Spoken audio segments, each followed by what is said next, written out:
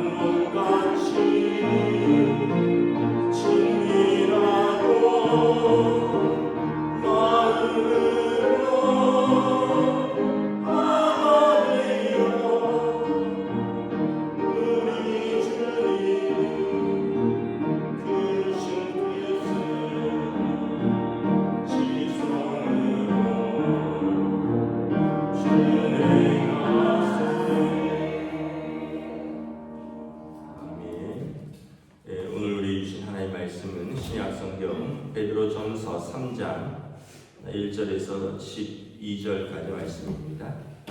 베드로전서 3장 1절에서 12절까지 말씀입니다.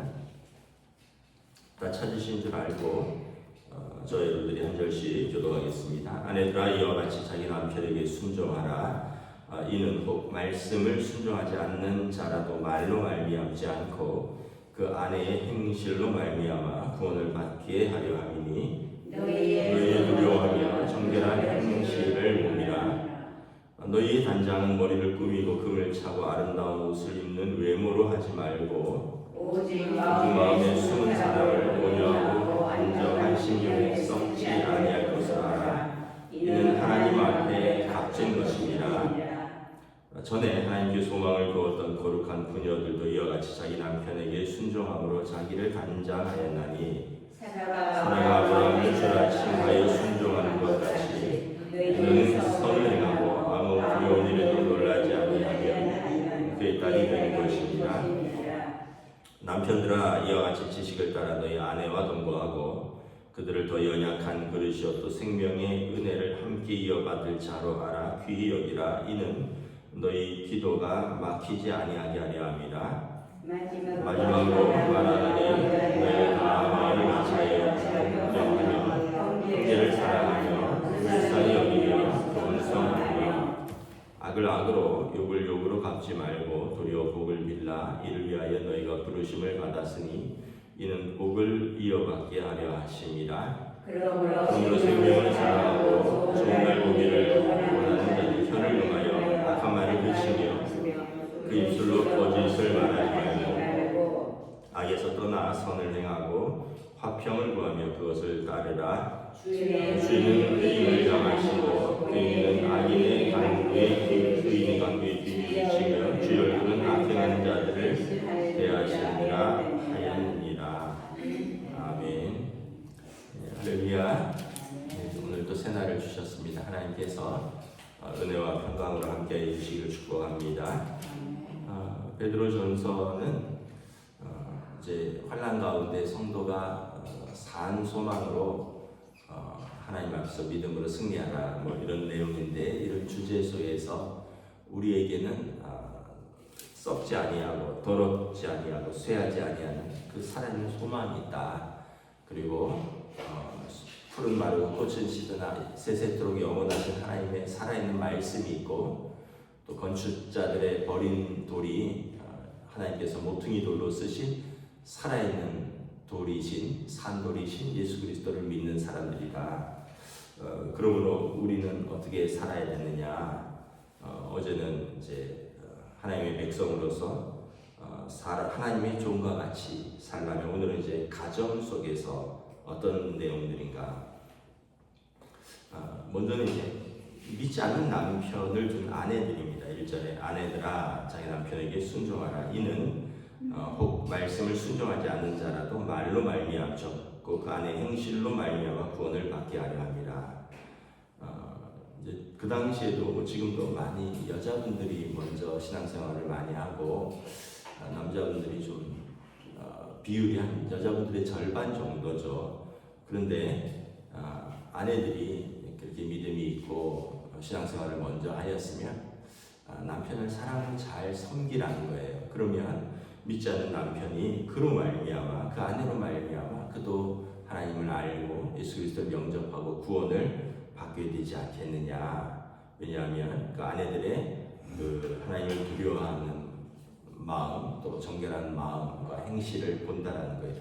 그래서 여러분들의 단장은 머리 꾸미고 금을 차고 아름다운 옷을 입는 외모로 하지 말고 오직 마음에 숨은 사람을 온유하고 안정된 신명에 썩지 아니할 것으로 하라.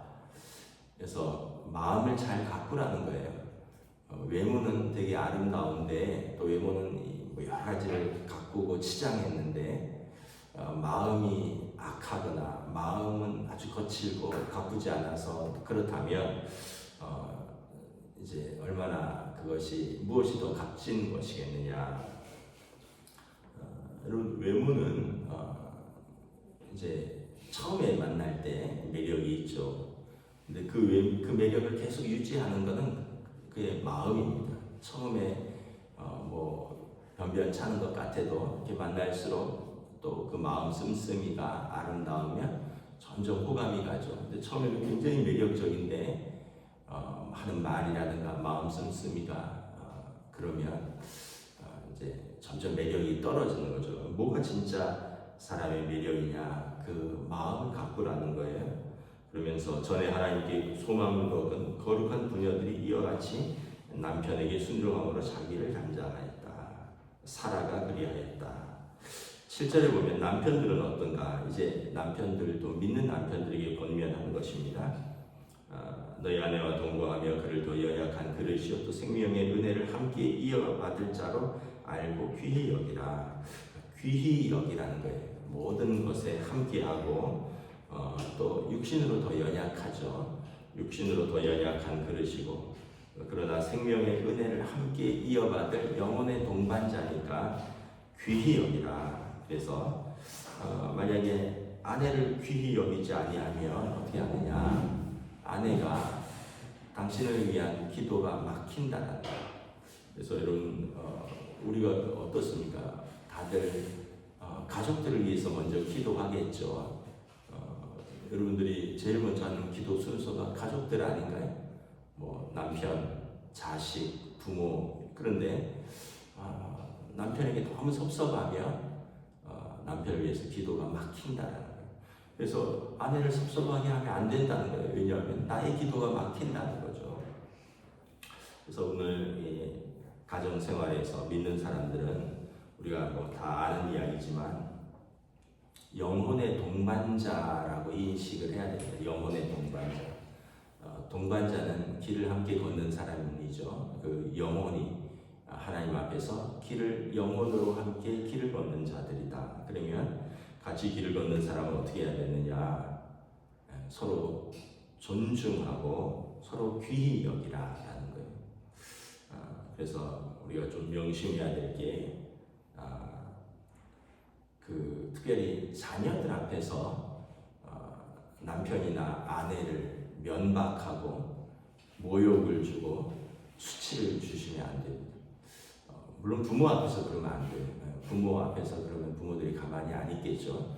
내 남편이라고 내 아내라고 상대방 부모 앞에서 그렇게 하면 그 부모가 참지 않겠죠. 그리고 마찬가지로 내 자식들 앞에서라도 내 남편을, 내 아내를 면박주고 모욕하고 멸시하면 여러분 생각해 보세요. 나도 내 남편을, 나도 내 아내를 존중하지 않는데 내 아내가, 내 남편이 밖에 나가서 어디서 존중받기를 원하겠어요? 황창현 신부라고 이렇게 신부님 중에 또 강연을 재밌게 하는 분이 있더라고요. 저도 누가 소개를 해서 산책할 때 그분 강연도 몇 번 들어봤는데 하여튼 신부님인데 가정에 대한 강의를 많이 해요. 또 거침없이 하더라고요. 그분은 하여튼 아주 거침없이 해요. 예를 들면 이런 거예요. 그 아내들이 남편들에게 너무 함부로 하는 아내들이 많다는 거예요. 그러면서 뭐라 그러냐면 월급을 다 갖다 주고도 그런 대접을 받으니까 남편들이 룸사롱을 다닌다는 거예요. 룸사롱은 20-30만 원만 갖다 줘도 왕처럼 대해준다는 거예요. 젊고 예쁜 아가씨들이 왕처럼 대해주는데 집에는 수백만 원씩 꼬박꼬박 빠지지 않고 갖다 주는데 종처럼 대접을 한다는 거예요. 그 남편들이 그분 편입니다. 너무 화가 나니까 밖으로만 돈다는 거예요. 이거 일해서 돈 갖다 주고 월급 갖다 주고 했는데 이딴 대접 받느냐. 그래서 그 돈을 이제 밖에 나가서 술 마시면서 젊은 여자들한테 갖다 주고 그런 하더라고요. 하여튼 신부님이 그렇게 강의를 하더라고요. 룸사롱을 안 가봐서 잘 모르겠는데 얼마나 왕처럼 대접을 해주는지 잘 모르겠는데 여러분 그 말도 어느 정도는 일리가 있겠죠. 그러니까 여러분 같이 사는 사람을 귀히 여겨야 돼요. 같이 사는 아내를, 같이 사는 남편을 영혼의 동반자라 알고 귀히 여겨야지. 내가 그런 대접을 하면 그 대접이 그대로 나에게 돌아온다. 그리고 또 부부는 창세기 보면 하나님께서 창조하실 때 돕는 배필이라 그랬잖아요. 그 연약한 부분을 내가 채워주는 사람입니다. 그런데 돕는 배필이 그 연약한 부분을 계속 지적을 하면서 그것 때문에 너는 안 됐다. 그것 때문에 내가 힘들다. 그러면 그걸 채우라고 그 사람과 결혼을 한 거거든요. 그게 그 사람한테 보이기 때문에 그 사람이 부부인 거예요.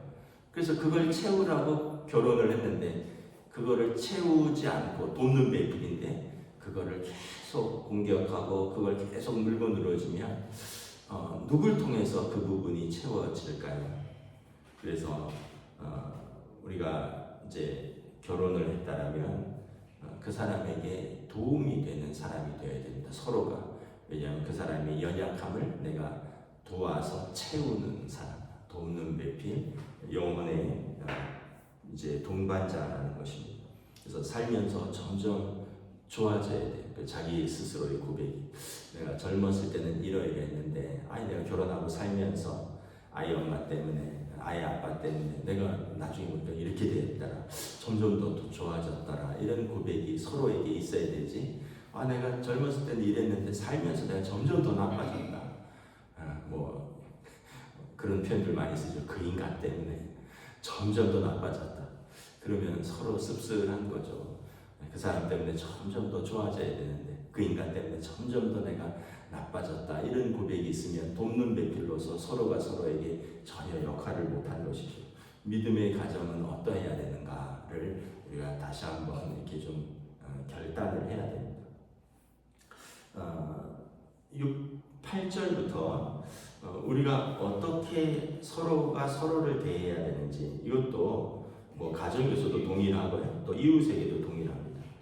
8절에 보면 마음을 같이 하고 동정하며 형제를 사랑하며 불쌍히 여기며 겸손히 행하라. 주님의 마음이죠. 주님께서 우리에게 어떻게 대하셨는지. 그래서 동정하며 좀 이렇게 마음을 같이 한다라는 뜻인데, 근데 그 마음을 그 사람 입장에서도 한번 생각을 해보는 거예요.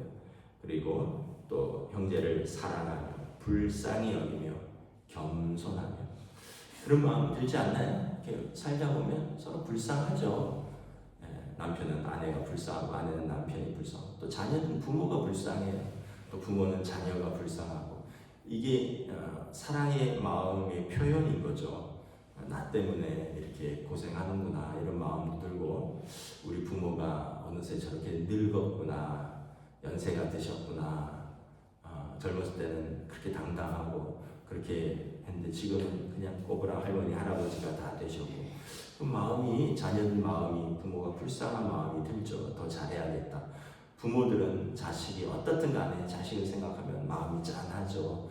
더 잘해주지 못하는 것, 또 더 어떻게 잘 키우지 못하는 것, 그런 마음이 있으면 또 항상 불쌍하고, 남편은 아내를 보면 그렇게 평생 내 뒷바라지 하면서 가정 애들 키우면서 저 사람도 꿈이 있었을 텐데 그냥 가정이 전부가 됐구나, 이런 마음 생각하면 또 미안하고 불쌍하고, 아내는 남편 보면서 그렇게 가정을 또 부양하려고 또 자존심도 내려놓고 건강도 상해가면서 밤낮없이 일하는 거 보면 또 불쌍하고, 이런 마음들이 서로 있으면 서로 이렇게 아름다워지는데, 뭐 이상하게 어떤 분이 그러더라고요.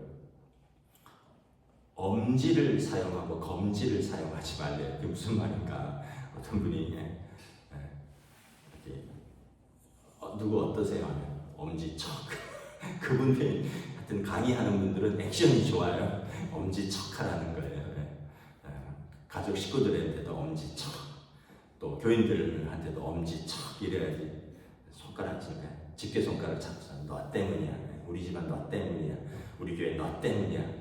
검지만 사용하는 사람은 이렇게 별로 은혜가 안 되고, 엄지를 척하는 사람이 은혜가 된다. 그래서 그 말도 또 일리가 있는 것 같아요. 서로를 세워주고 서로를 불쌍히 여기고, 이런 마음이 있을 때 또 서로에게 은혜가 되지. 여러분 자꾸 이렇게 손가락질하면 좋아질 것 같으세요? 마음만 상하고요, 더 나빠질 수 있어요. 왜냐하면 사람은 이렇게 회개하고 변화되는 것보다는 자기 상처를 이렇게 감싸고 자기를 방어하는 게 더 본능적입니다. 그래서 성숙한 사람은 회개하고 변화에 힘쓰겠지만, 대부분의 사람들은 그 손가락질할 때 그 손가락을 꺾어버리고 싶고 자기를 방어하는 데 더 익숙하다는 거예요. 그럼 어떻게 해야 돼요?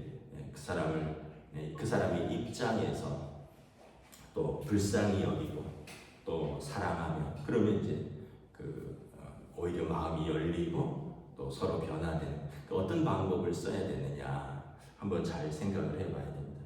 9절에 보면 악을 악으로 욕을 욕으로 갚지 말고 도리어 복을 빌어주라. 선으로 악을 이기라는 거죠. 손으로 악을 이기라. 예수님이 그러셨죠. 오른쪽 뺨 대면 왼쪽 뺨도 대주라. 뭐 속옷 달라면 겉옷까지 내주라. 그러니까 더 양보하고 더 은혜를 베풀라. 왜냐하면 너희는 복을 받았고 그리고 너희는 복을 빌어주는 사람들이다. 그래서 이는 복을 이어받게 하려 합니다. 아브라함에게 하나님이 복을 주셨죠. 창세기 12장 1, 2, 3절에 보면 내가 너에게 복을 주겠다. 너를 복주는 자를 내가 복 빌어주고 너를 저주하는 자를 내가 저주하겠다. 이 아브라함은 복의 통로입니다. 그래서 하나님이 아브라함 편에서 아브라함을 저주한 사람은 아브라함 아무것도 안 해도 돼요. 하나님이 그를 저주하십니다. 아브라함을 복을 빌어주면 아브라함은 그 사람을 위해서 아무것도 안 해도 돼요. 그에게 복을 빌어주는 거예요. 뭐 예를 들면 이런 거겠죠. 여러분 누가 우리 자녀한테 잘해줘요. 그럼 부모로서 그 사람한테 잘해주겠죠. 누가 우리 자녀를 괴롭히고 못 살게 그래요. 그럼 부모가 나가서 응징하겠죠. 그런 것과 같은 거예요. 하나님이 아브라함을 복의 통로로 삼으셨어요. 그래서 우리는 누군가에게 저주하는 삶이 아니라 복을 빌어주는 삶을 사는 거예요. 그러면 복음서에서도 보면 복음을 전할 때 어디든지 와서 복음을 전하고 그 사람이 복음을 거절하면 발에 먼지를 떨고 나와라. 그래서 너희가 빈 복이 그에게 합당치 않으면 이제 복을 빌어준 너희에게로 돌아온다라는 거예요. 이 말을 반대로 하면 너희가 빈 저주가 그 사람에게 합당치 않으면 너희 저주가 너희에게로 돌아온다는 얘기. 그러니까 우리는 절대 누구에게 저주할 이유가 없어요. 그리고 우리는 그냥 복만 빌어주면 되는 거예요. 만약에 그에게 그 복 빌어준 게 합당치 않으면 내게 돌아오니까 우리는 복을 빌어주고 우리는 복을 이어받는 사람이라는 것이죠. 그래서 여러분 사실 또 누굴 저주하는 것도 합당치 않죠. 왜냐하면 누가 안 되면 어떻게 돼? 우리 마음은 또 찝찝하잖아요. 내가 그런 마음을 품어서 저 사람이 저렇게 됐나?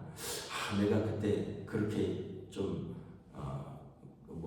그렇게 욕을 했더니 그렇게 됐나? 진짜? 우리도 찝찝하잖아요.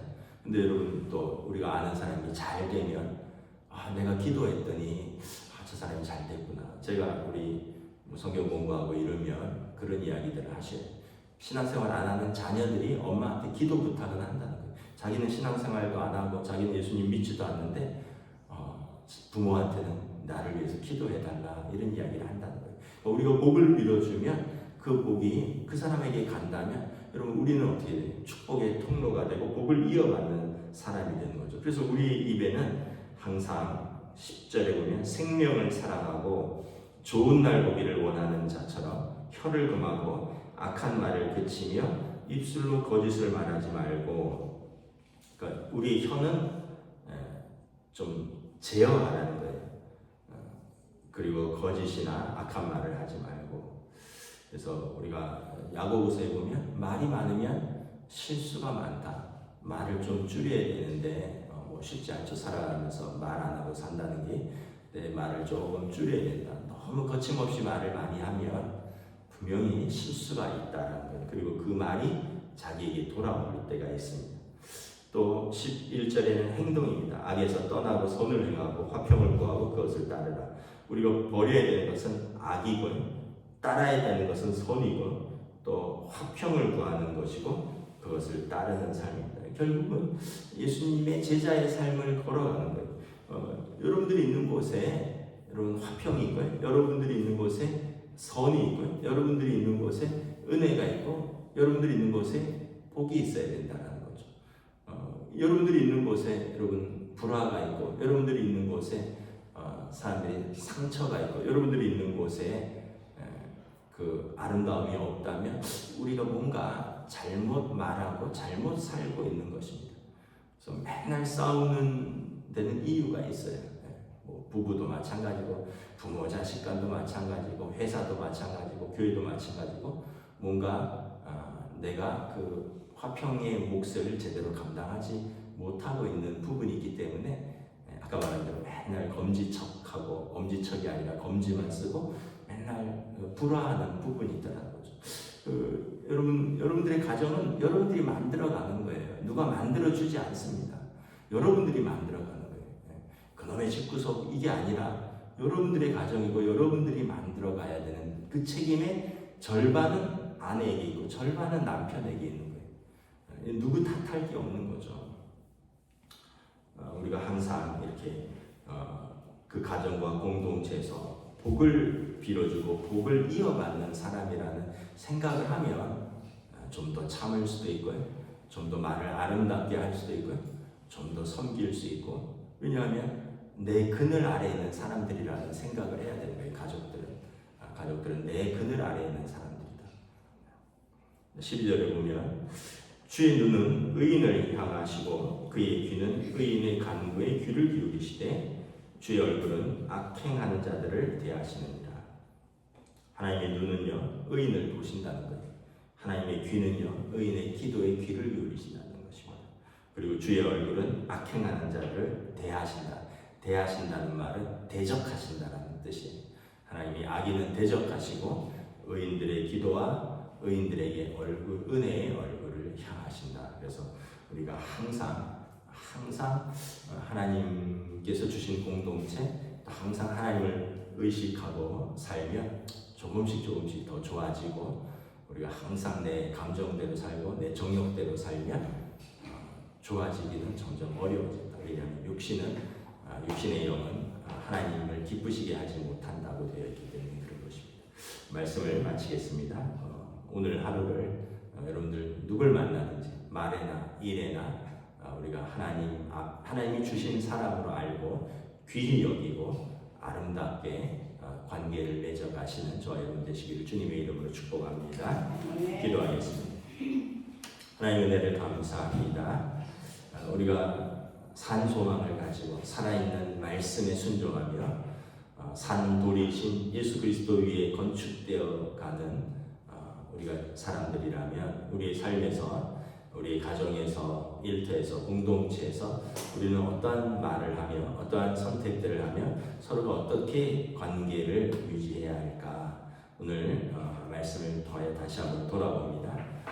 우리 자신의 삶에서 모든 것이 가하나 모든 것이 유익한 것이 아니요 모든 것이 가하나 모든 것이 덕이 되는 것이 아니라 하였으니 우리는 우리의 자유를 위해서 사는 사람이 아니라 공동체의 덕과 유익을 위해서, 때로는 내 자유를 제한하며 때로는 우리의 섬김을 통해서 공동체가 더 풍성해질 수 있기를 소망하며, 또 우리가 그 안에서 귀히 쓰임받는 더 좋은 예수님의 제자들이 될 수 있기를 원합니다. 오늘도 성령님 인도하여 주시옵소서. 감사를 드리오며 우리 주 예수 그리스도 이름으로 기도드리옵나이다. 아멘. 하늘에 계신 우리 아버지의 이름을 거룩하게 하시며 아버지의 나라가 오게 하시며 아버지의 뜻이 하늘에서와 같이 땅에서도 이루어지게 하소서. 오늘 우리에게 일용할 양식을 주시고 우리가 우리에게 잘못한 사람을 용서하여 준 것 같이 우리 죄를 용서하여 주시고 우리를 시험에 빠지지 않게 하시고 악에서 구하소서. 나라와 권능과 영광이